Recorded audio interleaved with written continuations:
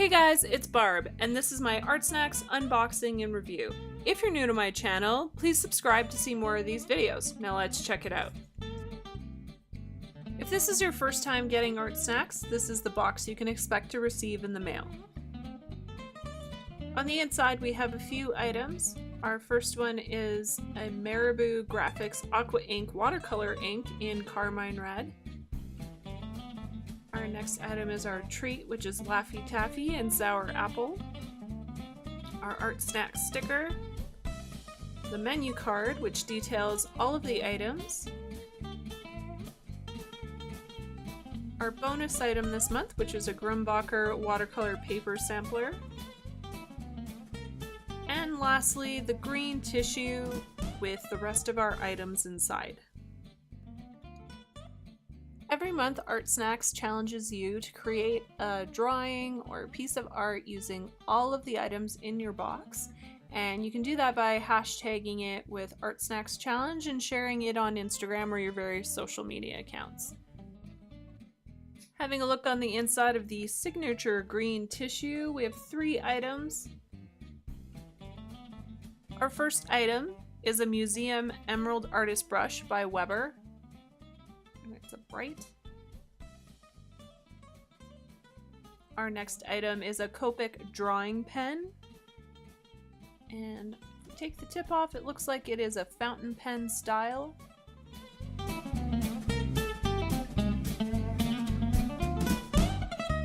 Our last item is a Molotow One for All acrylic twin tip marker in Poison Green, and we have a look. There's the 1.5mm tip and a 44mm tip. There's a really interesting combination of items in the box this month, so let's move on to the drawing. First up, we have the Grumbacher watercolor paper sampler. It's 140 pound 300 GSM and it's cold pressed.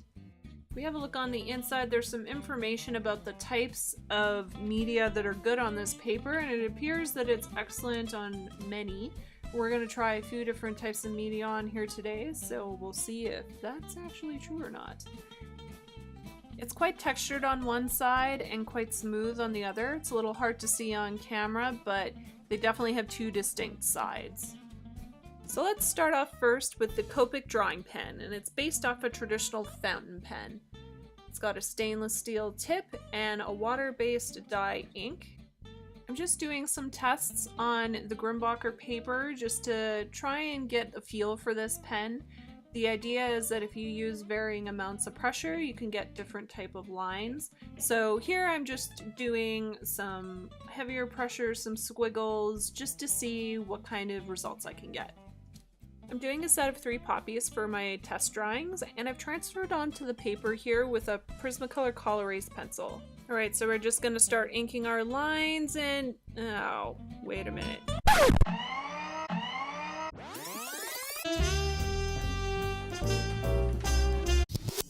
I definitely forgot that the Copic pen is not waterproof, so we need to start with a different product first. We're going to start with the Molotow One for All acrylic twin marker. I'm going to get the ink flowing into the nib by pressing up and down a few times.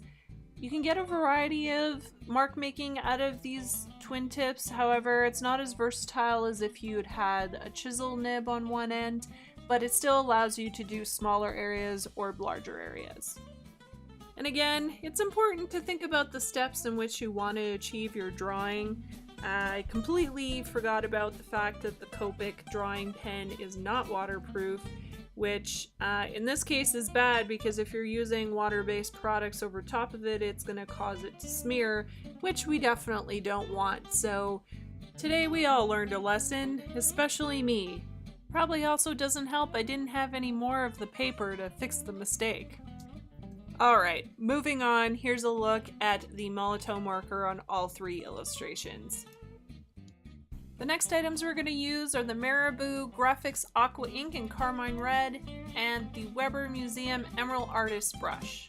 I think it's always really important to test out an item before you use it in a drawing. Just taking the lid off here, you can see that the top doesn't have an eyedropper in it, so you need to take the color out using either a brush or pouring it out. The patented handle on the paintbrush feels really nice. As you can see, you can make a variety of different marks with this type of brush. So it's nice that way that it's versatile. If you're using this, you can do a variety of different things without having to switch. And I'm just doing a larger swatch here as well. Now when this dries, the idea behind this ink is that you can actually rework it again using water. So I'm taking a little bit of water here, and as you can see, you can completely reanimate the ink and blend it out more if you need to. So that's kind of a nice feature.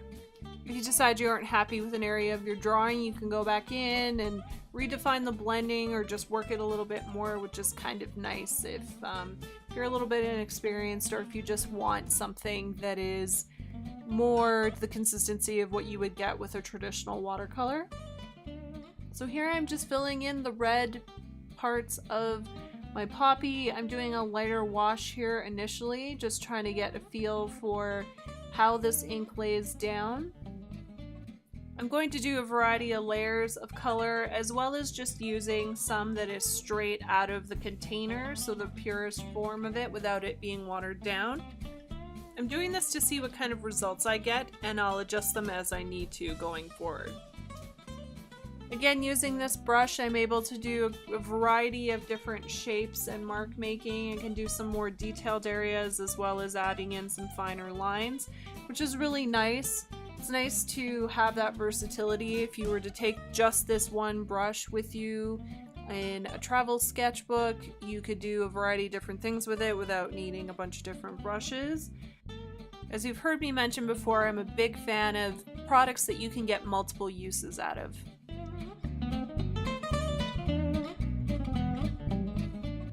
And now back to the Copic drawing pen in the order I should have used it to begin with. Again, this is not a waterproof pen, which is important to consider if you're using this in a mixed media situation with anything that is water-based. You definitely want to use it last. One thing to note about this pen is that I actually don't feel like it works that well on cold pressed watercolor paper. I'm using it here obviously just to fulfill using all of the products together, but I think this would probably work better on a smoother paper.